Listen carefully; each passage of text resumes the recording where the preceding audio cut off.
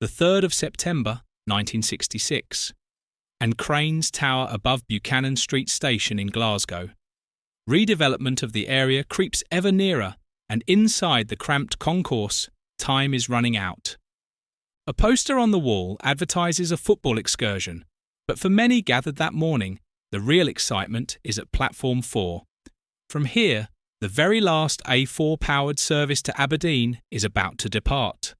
The locomotive, number 60019 Beeching, has the honour of hauling the final express north from Buchanan Street, and hundreds of enthusiasts have come to witness the end of an era. Though the famous A4s took the spotlight, most of the station's workings in those final years were handled by the reliable Class 5s, the everyday workhorses of British Railways. One of the best vantage points for train spotters was between Dobby's Loan and the tunnel entrance, where engines like 45136 could be seen heading out towards Stirling and Perth. There were moments of humour too, like when 45245 moved off the turntable a little too soon, to the amusement of the crews.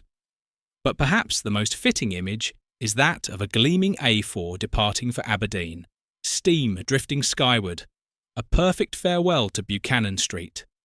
Over 30 years later, the tunnel mouth still stands, a silent witness to the terminus that closed forever on the 7th of November, 1966.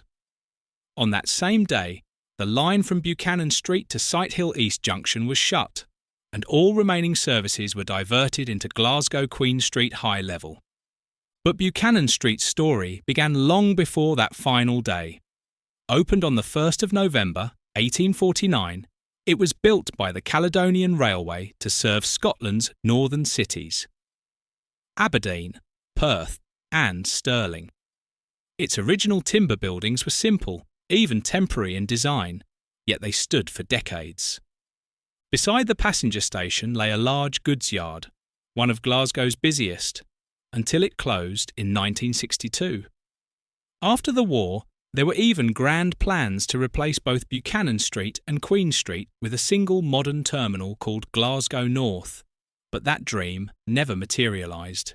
Instead, Buchanan Street became a casualty of the Beeching cuts, its routes duplicated by Queen Street and deemed unnecessary. By late 1966, the station buildings were demolished, the tracks were lifted, and the site was quickly redeveloped. The days of steam echoing through Buchanan Street were gone. Today, the site is almost unrecognisable.